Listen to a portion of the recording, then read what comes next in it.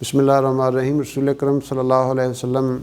نے ہر زندگی کے ہر موقع پہ ہمیں گائیڈ کیا ہے، اور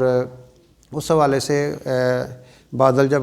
گرجتے یا بجلی کڑکتی تو رسول کریم صلی اللہ علیہ وسلم یہ دعا مانگا کرتے: اللہم لا تقتلنا بغضبک ولا تہلکنا بعد بعذابک وعافنا قبل ذلک۔ اے اللہ ہمیں اپنے غضب سے قتل نہ فرما اور ہمیں اپنے عذاب سے ہلاک نہ فرما، اور ہمیں اس سے پہلے ہی عافیت نصیب فرما دے۔ اسی طرح جب تیز ہوا چلتی تو نبی اکرم صلی اللہ علیہ وسلم یہ دعا مانگا کرتے: اللہم انی اسألک خیرہا وخیر ما فیہا وخیر ما ارسلت بہ واعوذ بک من شرہا وشر ما فیہا وشر ما ارسلت بہ۔ اے اللہ پاک، میں تجھ سے اس ہوا کی خیر اور جو کچھ اس میں ہے،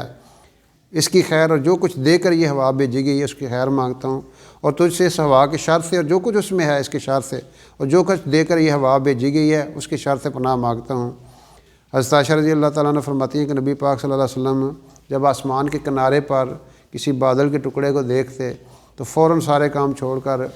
متوجہ ہو جاتے اللہ تعالیٰ کی طرف، اور یہ دعا مانگتے: اللہم انی اعوذ بک من شرہا، کہ اے اللہ اس بادل کے شر سے ہم تیری پناہ چاہتے ہیں۔ اور اگر بارش ہو جاتی تو آپ فرماتے: اللہم صیبا ہنیئا، کہ اے اللہ اس کو بہت برسنے والا، بابرکت اور نفع بخش بنا دے۔ اسی طرح ایک اور دعا بھی آتی ہے جب کوئی بادل وغیرہ دیکھتے تو فرمایا کرتے: اللہم انا نعوذ بک من شر ما ارسل بہ، اے اللہ ہم اس چیز کے شر سے تیری پناہ چاہتے ہیں جسے دے کر اس بادل کو بھیجا گیا۔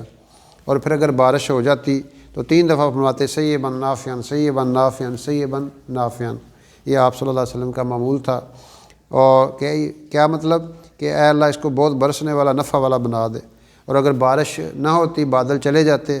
تو پھر بھی آپ اللہ تعالیٰ کی حمد و ثنا بیان کرتے۔ اسی طرح آپ کا ایک اور معمول تھا کہ جب ہوا تیز چلتی تو حضور اکرم صلی اللہ علیہ وسلم فرمایا کرتے: اے اللہ